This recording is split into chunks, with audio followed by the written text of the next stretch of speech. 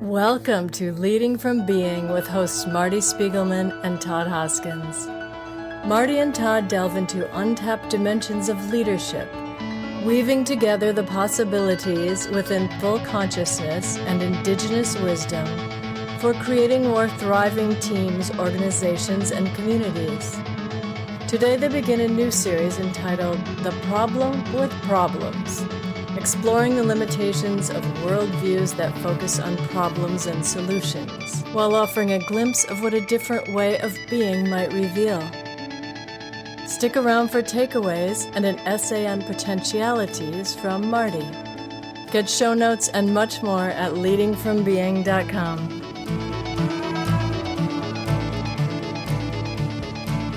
Hello and welcome to Leading from Being. My name is Todd Hoskins, and I am here with my friend and colleague, Marty Spiegelman. Hi, Marty. Hey, Todd, and hello to all our listeners. We're really excited to start a new series today called The Problem with Problems. Thank you, Marty. This three-part series begins with a look at the worldview that centers around problems and solutions. But let's start with a story that captures what we'll be exploring today. In the 1990s, the U.S. Forest Service had a clear problem to solve, they thought: forest fires. Their solution was equally clear: prevent and suppress all fires as quickly as possible. Just like Smokey Bear told us only you can prevent forest fires, and for decades, this aggressive fire suppression policy was considered an unmitigated success. But as time passed, something unexpected happened. The forest began to change. Without the regular clearing of smaller natural fires, underbrush and small trees grew densely in forest areas. What had once been open forest with large fire-resistant trees became overcrowded with smaller trees and accumulated dead wood, perfect fuel for fires. When the fires inevitably did occur, they were no longer the relatively manageable ground fires that had naturally shaped these ecosystems for millennia. They became catastrophic crown fires that jumped from treetop to treetop, burning hotter, spreading faster, and causing unprecedented destruction. The solution to forest fires, in fact, created the conditions for far worse fires. By approaching forest management as a simple problem with a straightforward solution, stop all fires, we failed to understand the complex ecological role that fire plays in some forest ecosystems. One solution to a single problem created a cascade of new problems that were far more severe than the original issue. Today, forest managers face the daunting task of trying to undo decades of misguided fire suppression through controlled burns and mechanical thinning, approaches that work with rather than against the forest's natural processes. But the legacy of our problem-solution mindset continues to shape our landscapes and communities and our worldviews in ways we never intended. As H.L. Mencken said, explanations exist. They have existed for all time. There is always a well-known solution to every human problem: neat, plausible, and wrong. The focus there is on neat, that we seek simple solutions to simple problems, and our world is not simple. There's something deeply satisfying, though, about solving a problem, isn't there? I feel it when I fix something around the house. The problem is clear, the solution is straightforward, and the outcome is immediate and measurable. Something works. We changed a tire. That problem does exist. The solution with the spare tire, it feels good to put that tire on, even though I have to go buy a new tire. These moments reinforce our faith in problem solving, feeding our desire to fix what's broken. This fixing instinct does serve us extraordinarily well in some contexts. It's given us technological breakthroughs, some medical advances, and practical solutions to countless mechanical and logistical challenges. But what happens when we apply the same fixing mindset, problem and solution, to the complex challenges we face in our organizations, communities, global systems, and within ourselves, our relationships. Look around at how we frame almost everything in our world today. Climate change is a problem to be solved. Social inequality is a problem to be solved. Political polarization, healthcare access, education, all problems to be solved. Our news headlines, our business strategies, our political campaigns, even our personal development journeys, all framed through the lens of problems and solutions. But what if this worldview itself, this habit of seeing everything as a problem to be fixed, is limiting our ability to navigate the complexity of our time, to actually be in the reality we call life? When we approach any situation looking for problems to solve, we fall into what I call the problem solution trap. Like wearing blinders, our problem-seeking mindset limits what we can see. Imagine walking into a forest with the sole purpose of finding diseased trees. You might successfully identify every afflicted branch and fungal infection, but you'd miss the forest's vibrant web of life. The way healthy trees support struggling ones through underground networks, the way death and decay nourish new growth, the way disturbance and challenge can ultimately strengthen the whole system, the way that all the creatures and plants work together. Donella Meadows, who spent her life studying how systems work, observed that our fixation on problems often blinds us to the larger patterns at play.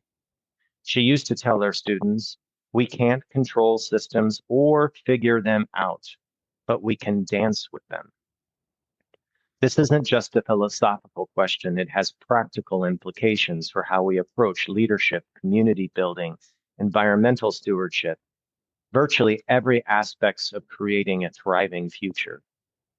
What if instead of asking, how do we solve this problem? Or what is the problem here that we need to solve? We ask, how do we participate more wisely in this living system? What if rather than seeing problems everywhere in our organizations, our communities, our planet, even in ourselves, we saw opportunities for deeper understanding and more skillful participation? What if the very worldview that helped us build modern civilization, the problem-solution paradigm, is now insufficient for the challenges we face? Over the next 3 episodes, we'll explore these questions from different angles. Today, we'll look at the worldview that shapes how we see and interact with challenges. In the next episode, we'll look at how this worldview affects our sense of belonging and collective action. And in the third episode of this series, we'll dive into the deeper dynamics and principles that might offer us new ways forward. This exploration isn't about abandoning problem solving entirely. We need that capacity for certain situations where it is the right approach. Rather, it's about expanding our repertoire, develop new ways of seeing and being that honor both our problem solving nature and the complexity of this thing we called life. So I invite you to join us on this journey beyond the problem solution paradigm into a richer, more fully conscious way of how we might participate in creating the future we want to see. Let's begin by exploring the problem solution worldview. I'm going to turn to Marti after I close with a quote from Stephen Jenkinson. Against the usual instincts, I am asking all to forego their normal hope for a plan, a grand scheme to fix what's wrong. That is a big part of why it is the way it is, this problem-solving reflex. Marti, why don't you help us solve this problem of how to start a series on problem solving? Well, I think you just told me not to approach this as a problem. So Exactly. that's brilliant. So this is such a big, extraordinary inquiry for us, and I'm really delighted we're diving in. I'm thinking during this beautiful introduction of a number of things. I'm thinking of the elders in Peru who've taught us for so many years, getting frustrated with Western people who talk about blocks and problems and on and on. And one wonderful fellow that we used to work with, he looked at us one day and essentially he said, he's speaking rapid fire Quechua, so you have to kind of get the scene. He's essentially saying, what is wrong with you people? Why don't you just kick those things out of your way? They're just pebbles on your path. Why don't you keep going? And so what he's saying to us is, if we start looking at everything as a problem, if that becomes our cosmology, we start trying to do things and change things that don't have anything to do with us. That we start trying to inadvertently take control of a forest when we should leave it alone. We don't understand what is ours to participate in and what is not ours to participate in. So one thing that we come up against here when we look at the problem with problems, there is a global distortion in the way humans understand their belonging in this world. We, as a general rule, feel that we belong at a certain level of ownership and control, and we don't understand this business of participation. So there's a whole education here, a big exploration here of how we are in ourselves. How do we understand our own identity and our own connectivity in the world? You said that the worldview that we hold, how we understand the world, how we know the world, it shapes our approach to quote unquote problems. And it really does. If I think I'm in control, then I immediately think my control has to keep everything going in the right way or the way I want it. So we start fixing things that don't need fixing. So this is a big problem we want to look into. So I was thinking about Don Hilario, who said, what is wrong with you people? Not everything is a problem. I was also thinking about instead of problem solving and fixing, as you brought up, we're looking at our creative capacity. We'd like to open up into a worldview that opens our own creative capacity. So we become the incredible genius creators that we're designed to be. And I remember Don Manuel Quispe always used to say that creativity does not source from need. It sources from wholeness. And it's a beautiful, intelligent comment, because what he's essentially saying is the whole is the universe, and the universe guides humankind in what to create, what to steward, and how our creativity needs to steward life itself. But we've come down to, I need this, therefore I will create it. And that actually is an aspect of a scarcity cosmology. I don't have it, I need it, I'm going to make it happen. And there we are back again, controlling, trying to make everything the way we think it should be. The forests end up burning. There's a whole lot of awareness of how life works that we lose when we're not aware of our worldview. Mm-hmm. Yeah, when we're not aware of our membership, when we lose the capacity to know the language of the world around us. Another thing the elders have said to us quite often is that modern people have lost the language of nature. We have lost the ability to understand when our trees are speaking the season fall, or when the winds and the weathers are speaking the rainy season. And we've lost the ability to understand winter and the ocean, and we're not connected at that level. And they said to us that if we don't have that ability, if we don't know the language of nature, then we essentially have no vision. So here we are, humans, just making things left, right, and center. And what are we up to? iPhone 200 so far. And we really don't know what we're doing. No, we think we're fixing, we think we're making new things, but it's all outside of the system of life. And what we're talking about really in looking at worldview is we're trying to reveal, to make clear to our listeners, how humans have ended up relative to the world itself. we've ended up outside of the systems of life, and we've created what we're calling a worldview that supports our position, but leaves us outside the dance hall, so to speak.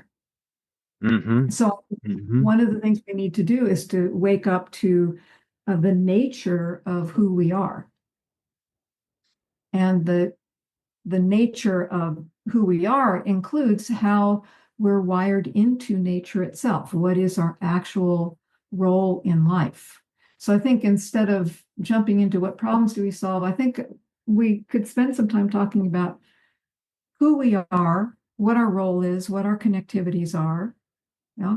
And instead of looking to, I am going to do XYZ by next month on this day at this hour, instead of setting goals and endpoints that are stretched down a long line away from us, let's bring our awareness to where we are right now, here and now.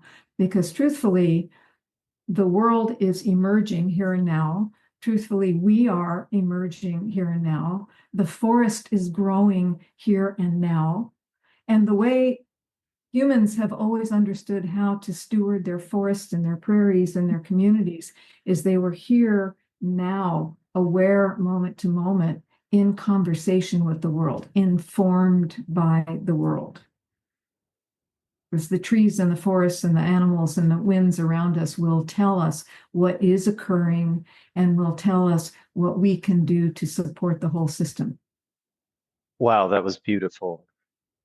There's so much territory to move into there. And one of the things that strikes me right away is just compassion for the people in the time that we live in, at how deeply ingrained this worldview is.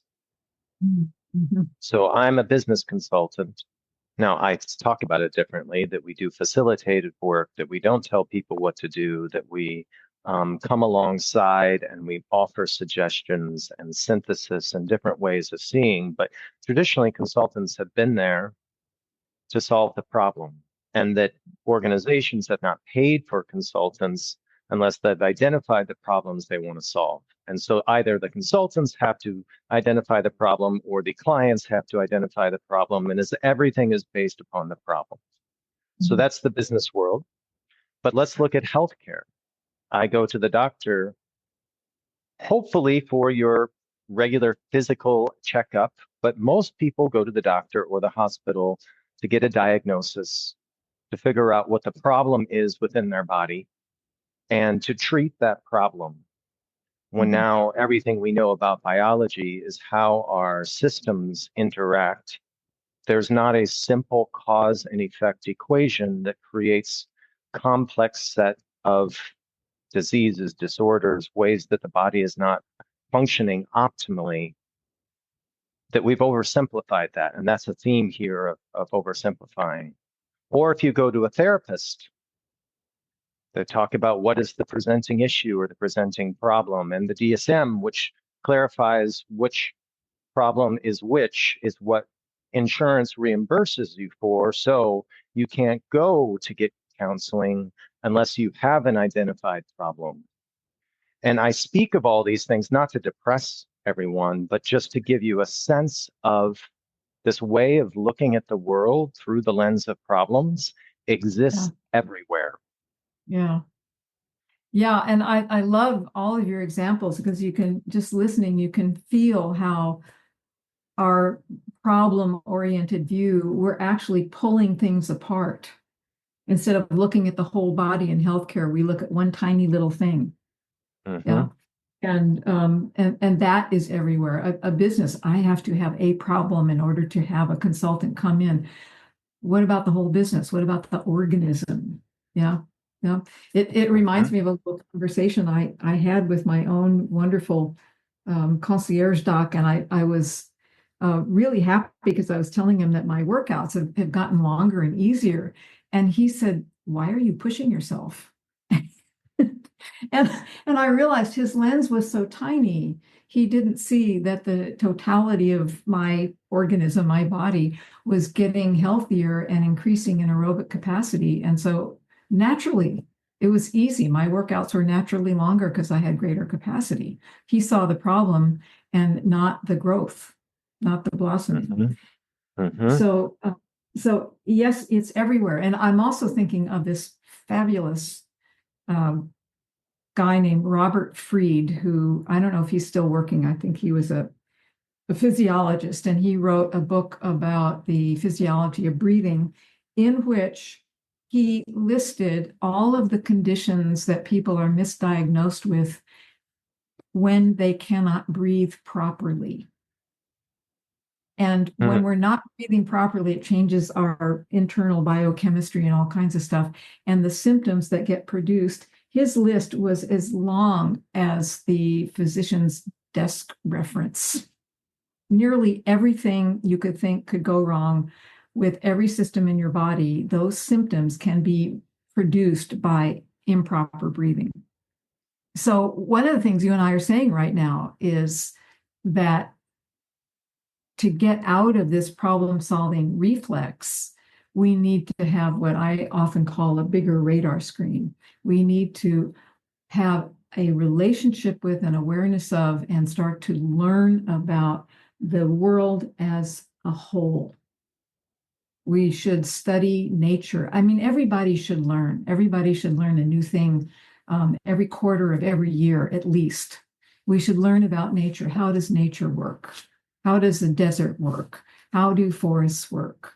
How did indigenous people live? How do planetary systems work? We need to get used to the entirety of something. Creativity sources from wholeness, from the whole of something, not from the tiny details.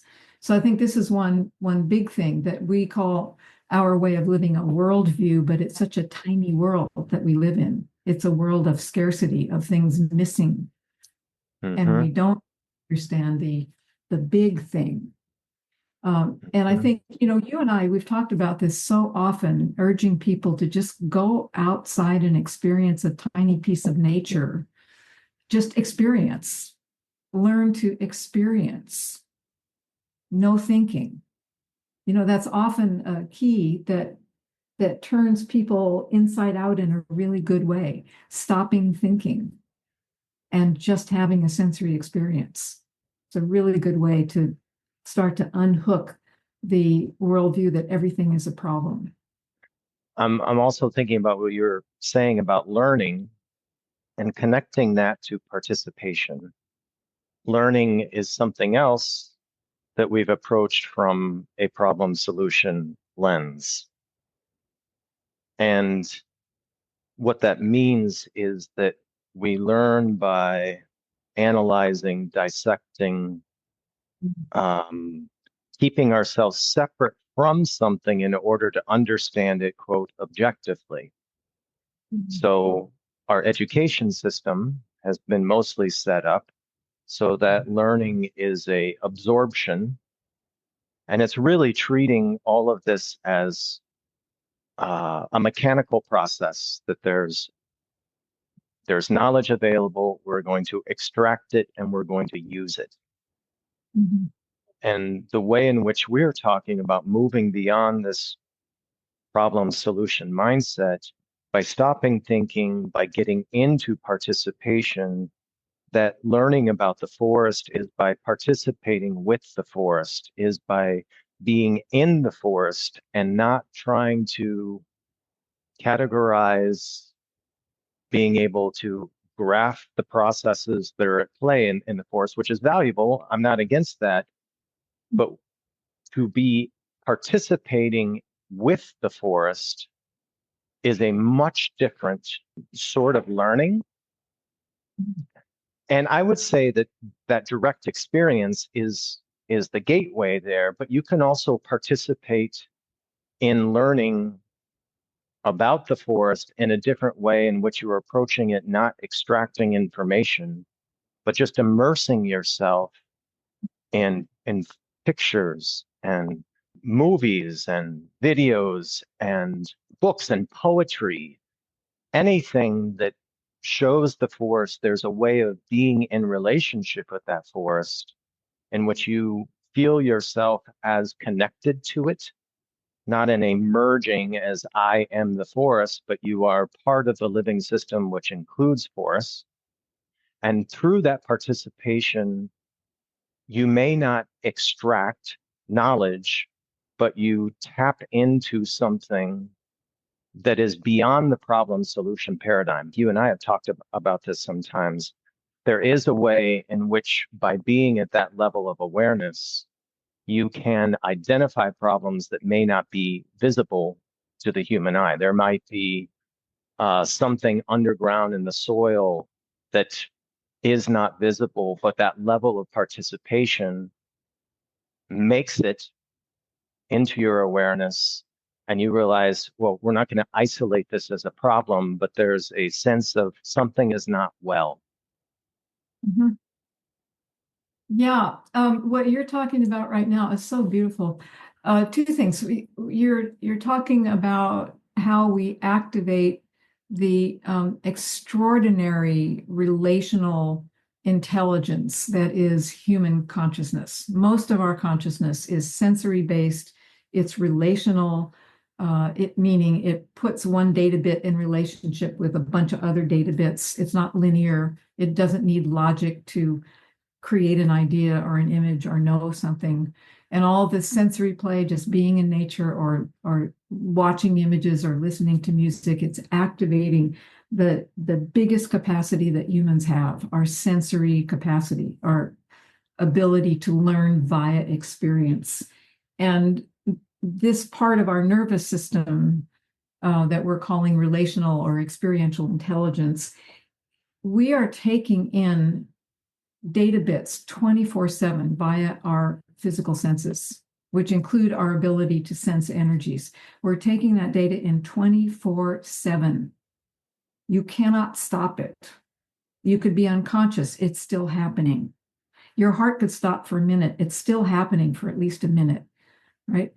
All of that information comes into us and it's stored in us, and we need to learn. This is what elders used to teach the children. We need to learn that we have that information and we can retrieve it and know it, and via that sensory relationship with the world, we know the world. And so yes, that's how we learn how nature works. That's how humans learned originally how nature works.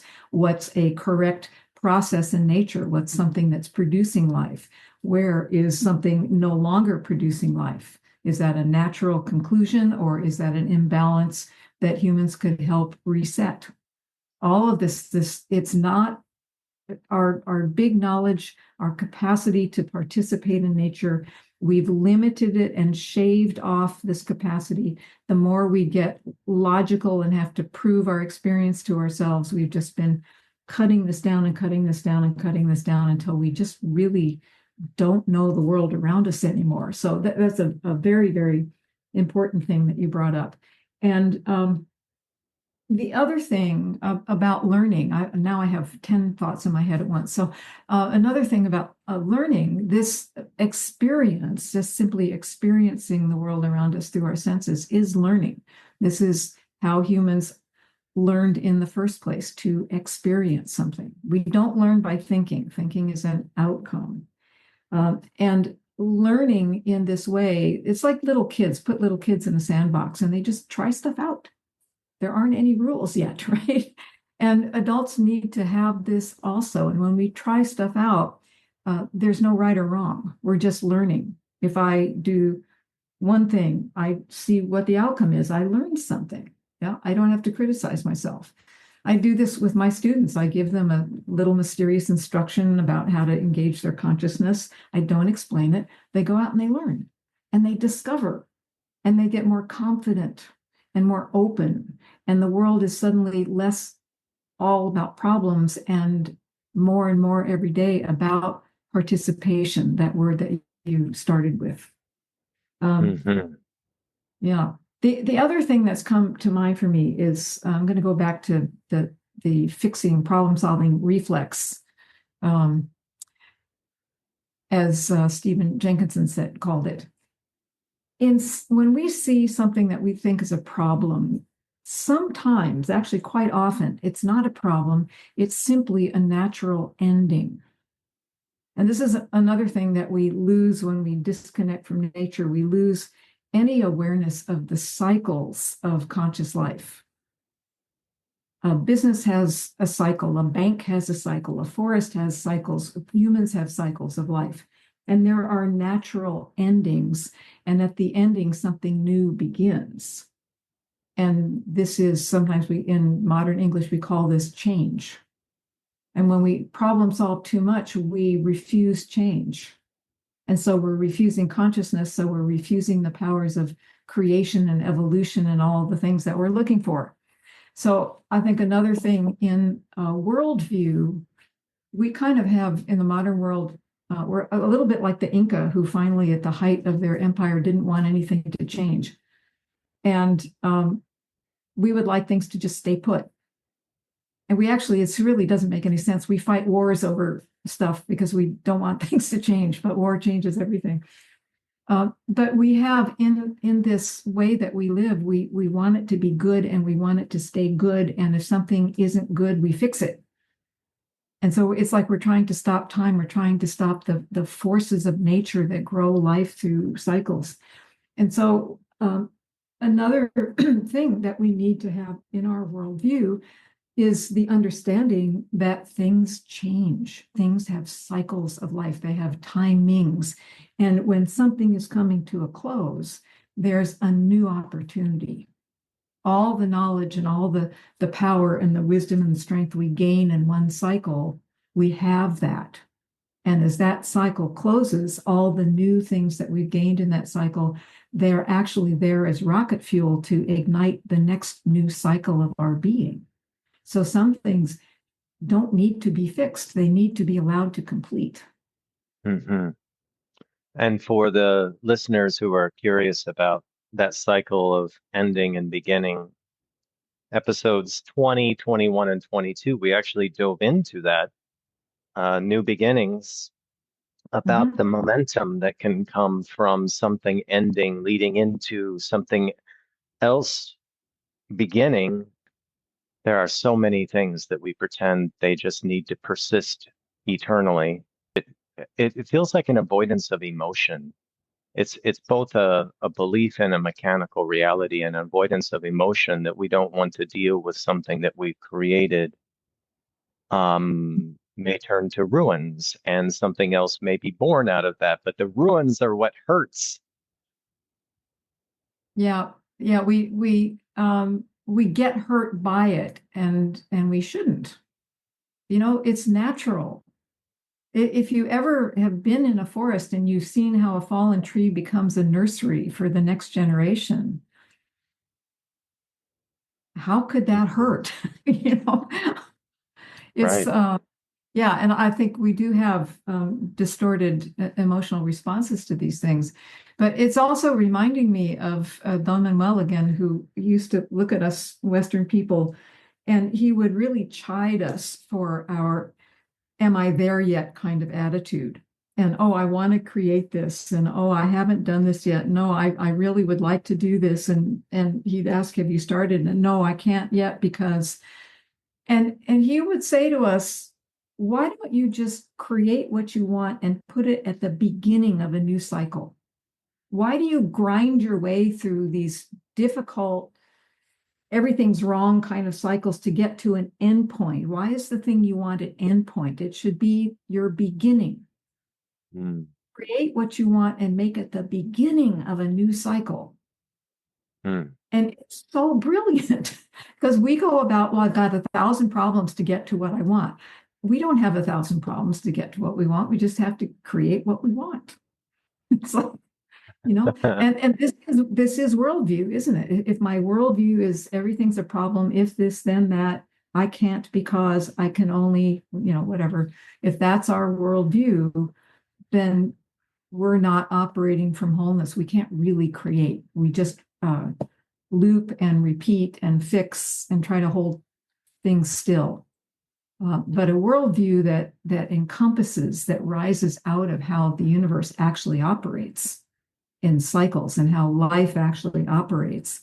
I always remember Janine Benyus, life produces what is conducive to life. If everything, even if it's a challenge, we look at it as something conducive to growing us, we've got a new worldview Mm-hmm. and new capacity. So I'm thinking about the other word in that problem solution trap, or the problem solving reflex, is solution. And that is a word that has had so much, boy, it's been overused for decades now, where everything is solutions based, fill in the blank. And Bayo Okomolafe said something a couple years ago, I believe. Solutions often retain the logic of the problems they are trying to solve. The idea of proliferating solutions doesn't feel like the energy of these times. It doesn't feel like what the wilderness is calling for. I am sure some listeners are asking, if we are not seeking solutions, what are we seeking? With my language, I say we are seeking life. We're seeking where life is thriving and participating and responding to what is alive. What would you Yeah. say, Marty? Well, very close to that. I would say we're seeking our belonging. We're seeking our participation. And this is something that the elders say is something we need to remember. It's in us already. That participation, when we experience our membership, when we become so present and so aware, you'll have these moments of just like a flash of, oh my God, I actually belong in the universe. That's where we need to live from. And in that state, the universe informs us, and we stop problem solving and fixing and worrying about solutions. We're informed moment to moment because we're experiencing our belonging. We're participating as part of the system. So we're really saying the same thing, slightly different language, but we're saying the same thing. We're seeking the memory of our belonging and the capacity to live in that membership. I've got chills just because I'm feeling moments, and thankfully I get to experience a number of these moments where I am navigating my day in such a way that is not controlled by my calendar or my task list, where I have things to do and people to talk to, but that there is no external control, thinking about time. And those three words of belonging, participation, and responsiveness are the same force that I seem to be writing. And those days, I'm not tired at the end of the day. Yeah, right.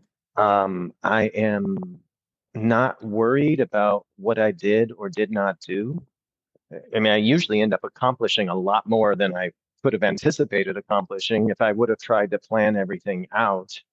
To bring belonging into that, and I think this is our segue to our next episode, to bring belonging into that, I think is so key, because when I'm belonging, when I am in the experience of belonging, I'm not worried about what I'm doing or whether it fits.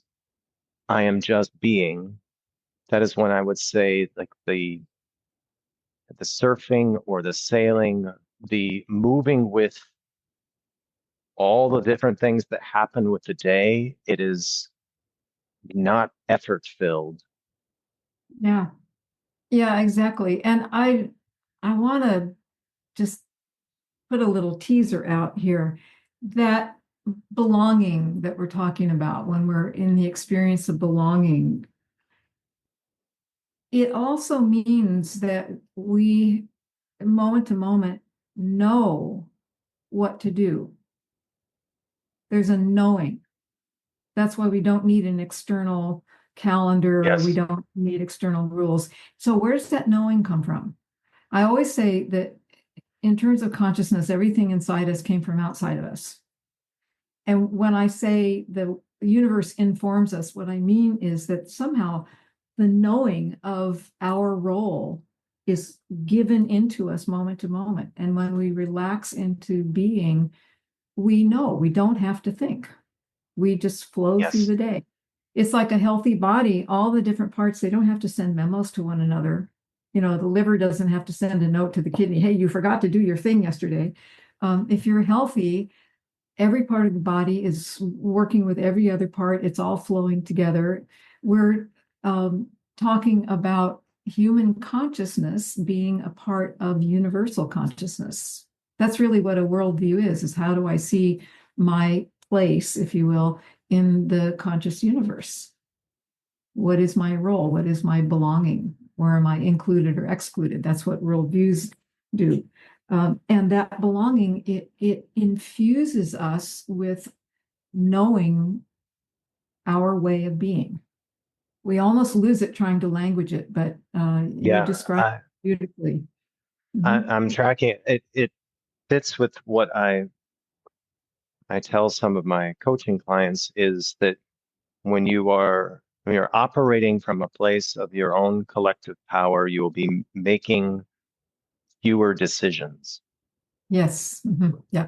And what I mean by that is you're not stopping to make a decision, to weigh the pros and cons, to analyze the situation, that knowing that you're speaking of allows you to respond from a place. And this is what's key, is that if you are in a fully conscious state, that whatever response that is in service to life. Yeah. My experience is that people need to be in that state enough that they experience that is possible. I'm glad that we didn't get stuck on problems and talking only about problems, but the states of being that we are talking about are possible. And not only are they possible, it's what the world needs. The problem solving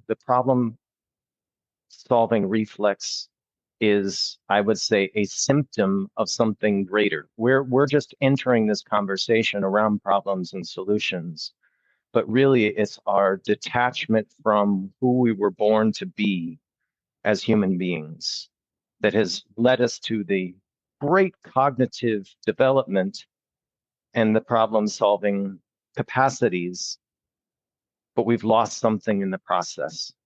Oh yeah, we've lost something very big in the process. Yeah. That's really beautiful. But we're also saying that what we've lost is not so hard to retrieve. Yes. Yeah. Marti, I believe we are coming to the close of our time here today. I've been waiting for potentialities. Do you have a segment for us today? I do.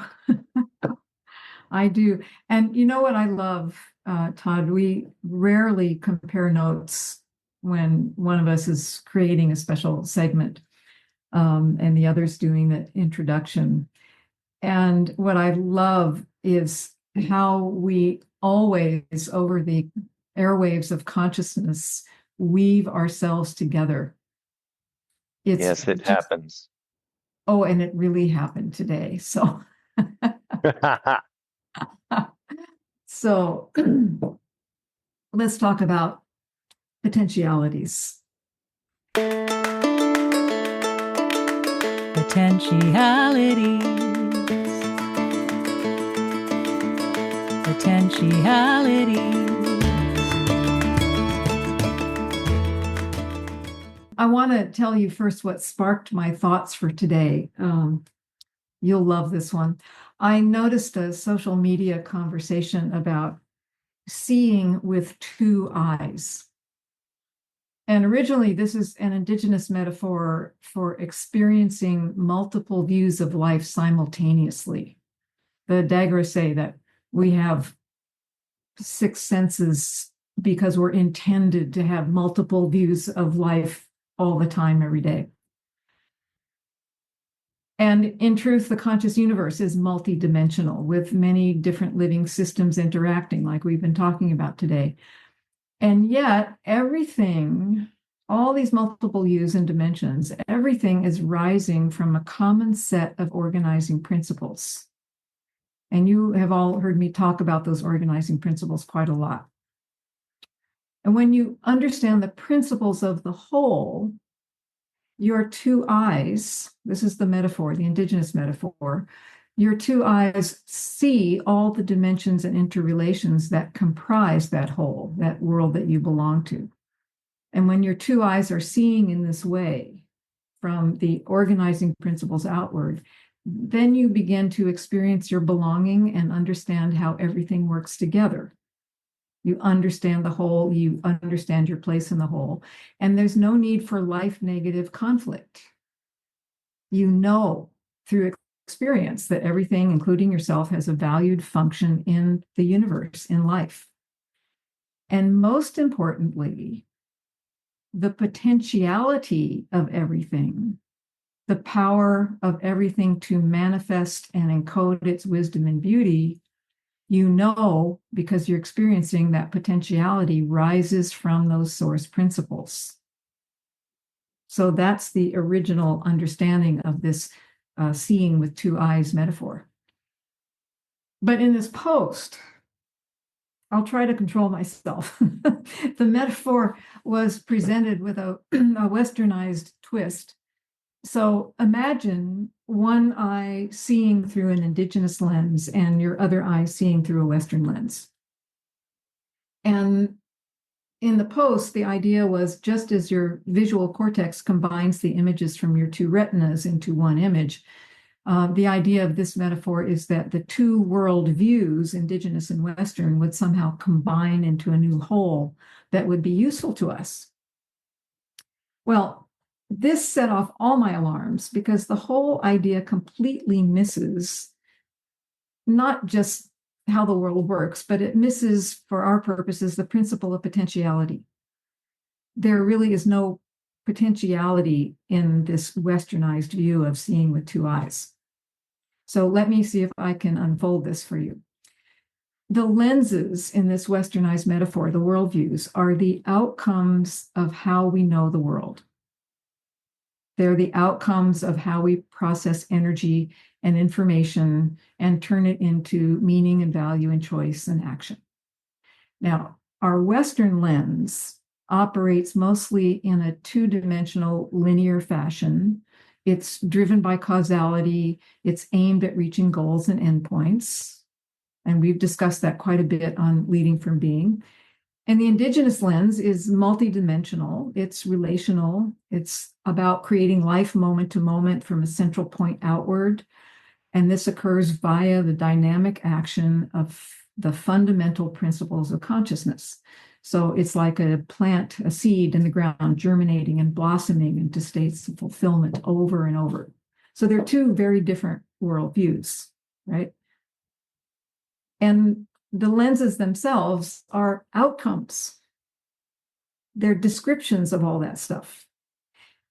So there's no potentiality in the lenses themselves. The potentiality lives at the source.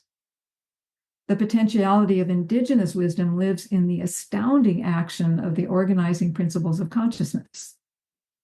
You won't find potentiality or create new potentiality by simply mixing knowledge created in our two-dimensional world with knowledge created by multi-dimensional skill.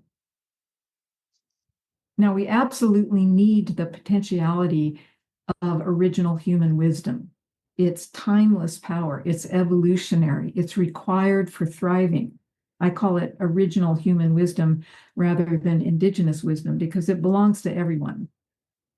But our linear causal way only allows us to see and know a fraction of the potentiality of full consciousness, of the power of those principles. So we're living in a little sliver of what is possible and trying to tell ourselves that's a whole world view, and we want to combine it with something that has dimensions we can't even recognize. What are we supposed to do? Sounds like a problem to me. All right, now, you may not ever have a chance, if you're listening, to be initiated into the original technologies of consciousness, but what I want to give you today are some fundamental things that you can be aware of and put to use so you can begin to recognize potentiality and put your awareness and your love and intent in those coordinates. So first, I want you to ask yourself, are you aware of how you assess whether something has potential for you? In other words, what kind of information do you seek out in order to know when a situation or a resource has the inherent power to create quantum leaps for you, or blossom new states of fulfillment, or craft new foundations for your work or life? What do you go seeking? Because this is what potentiality actually is. It's more than a thing that can be actualized. It's the inherent power and unique expressive capacity that drives actualization. It's energy and information. Yeah. Potentiality is an inherent ability to come into being. And the elders would add, if you can identify that dynamic energy, if it's knowable, then it's already on the move, becoming itself. So potentiality is not a maybe, it's not a hope, it's not a, well, let's prove it first. And it's not about something that hasn't yet occurred. It can't be known by comparing what has occurred. What we need to realize is that consciousness is always on the move and potentiality is always occurring. The elders will more likely call it fertility, and they'll teach you how to invest in it to create multiplicities of abundance and well-being, because potentiality is a driving force that shows us where to invest our life force, our love and intent, and our gifts. And in that statement is the principle of consciousness we call Aini, investing for creation. Now, most of us in the Western world arrive at an assessment of potentiality or potential by comparing one thing with another. Which thing has more of a certain quality? Which thing resonates with an audience most? Which one has the best track record? And, there's nothing inherently wrong with this approach if we don't mind living in an A versus B world. But it's really too easy for our A versus B approach to morph into right versus wrong, mine versus yours, ancient versus modern. And we end up, we may not mean to, but we end up focused on our position more than the knowledge we're debating. And if we get caught in positionality, we might try to course correct by trying a both and instead of an either or. But it's really just another path to the same thing. This is one way, this is another way. Which do I choose? And combining two different things doesn't get us any closer to identifying potentiality than comparisons do. So what are we learning? Potentiality isn't visible or accessible through comparison. There's no potentiality in positionality. And the both and lens often leaves us feeling we've just piled two different puzzles, all in pieces, onto one table. And we secretly know we can't make one picture out of it all. So that westernized metaphor of seeing with two eyes is like those two puzzles piled on the table.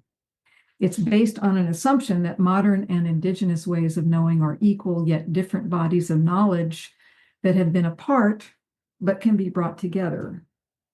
And then somehow we're supposed to pay attention to the resultant single view. But what do we have if we could actually get that single view? Does this westernized metaphor clarify or activate potentiality? Does it blossom consciousness? I think the answer is no to all of those questions. So then we're going to ask, what do we really need to know at this time in our world? Because I can tell you, yes, absolutely, what we call indigenous knowledge is critical to our well-being. It's the original wisdom that humans discovered through experience about how to stay well and grow and evolve for long periods of time, longer than modern cultures can manage. Yeah. But we also need to realize that modern wisdom and indigenous wisdom all come from the same source: universal consciousness and its component technologies or principles. So we don't really have two different lenses. What we have is, in one case, some of the principles working, that's our Western way, and all of the principles working, that's what we call the indigenous way.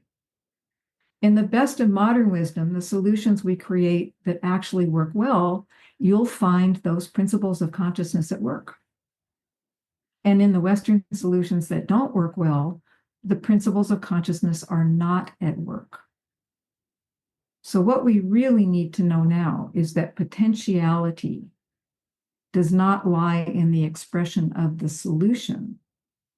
The potentiality that we require for successful living lives in the principles of consciousness that manifest and drive our so-called solutions. And it is our task and our privilege as modern humans to learn these principles and embody them. And that's my lesson for all of us today about potentiality. Oh, that was fantastic.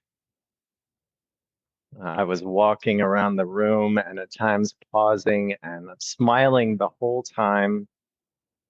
There's richness, Marty. I'm going to have to listen to that a handful of times. That's why we do a podcast. People can pause, they can go back and rewind, they can listen to it as many times as they want. Exactly. And we hope that they do.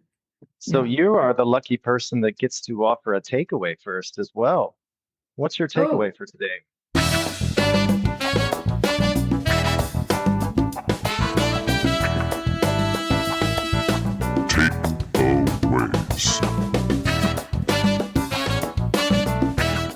Great. Well, everything struck me so beautifully. I think it was amazing what came through.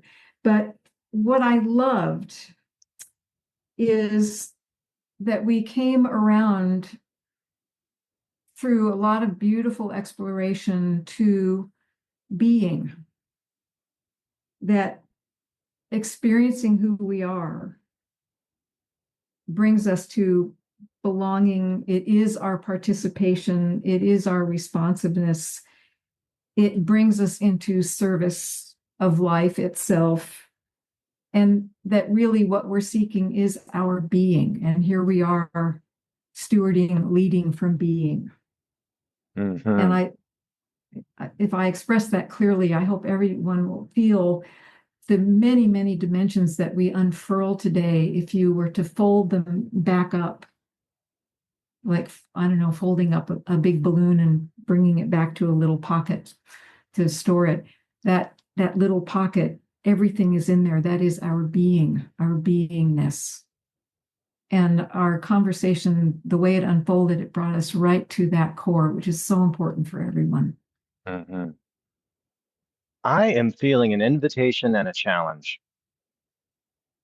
And that invitation is to bigness, that the time that we live in, where there's seemingly so much uncertainty, global disarray, that is actually a time of fertility, and that bigness, I'm going to issue a challenge. And I'm going to issue this challenge to you and I as much as to our listeners and business leaders, entrepreneurs, community leaders, anyone who is listening. You're all leaders, to operate from source or from potentiality instead of orienting towards problems. And just, I'm struck by the potentiality of that. And the creation does not come from need, but from source. That we all have this capacity. We need leaders right now who are going to say, I'm not going to fix these problems. I'm not even going to look at them, these problems. I am going to participate in the living system that I'm in and be open to responding from a place that takes life forward. Beautiful, Todd. That's beautiful. I accept the challenge. I And get we'll caught up in model. problems too. I'm Oh, we all do. yeah, especially if I have a number of things to do. If there's a problem, a tech problem, a mechanical problem, often I'm going to migrate to the problem because I know that I get the satisfaction of completing that. But guess what? The most important things in life never complete. Yeah. Yeah, that's a really important statement. Really important. And I work with so many people who complain about all the things that are undone. And life is constant emergence. It's not about finishing things, it's about creating things, it's about opening up into being. And again, here we are back at Worldview. We have a worldview that wants to close everything down and stop it, but life is exactly the opposite. And I think that everything that we create, no matter the physical scale, is big. Yes. Because life itself is just extraordinary. And being conscious, being human, having a lifetime it's quite a miracle. It's really something. So yeah, let's open into that. Let's move from the source of consciousness where potentiality really is alive and on the move. And we'll do it all together. I really love that. Thank you, Marti. Thank you, Todd.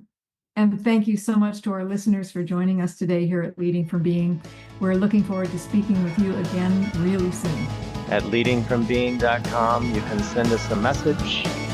We respond to all of our messages. We look forward to hearing from you. Until next time. You came up from the ground, from a million little pieces. You're a pretty human being. Yeah, you're a pretty human being. When it all comes crashing down, try to understand your meaning. No one said it would be easy. This living it ain't easy. And you were sewn together with a tapestry of molecules, a billion baby galaxies and wide open spaces. And everything you need is here, everything you fear is here, and it's holding you up, it just keeps holding you up.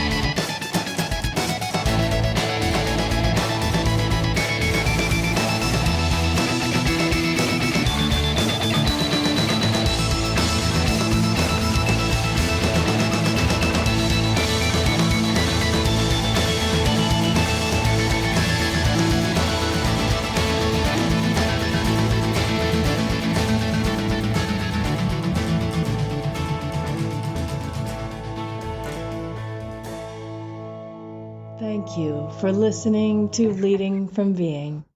You can learn more at leadingfrombeing.com, including contact information for Marti and Todd. Our theme song is courtesy of Cloud Cult.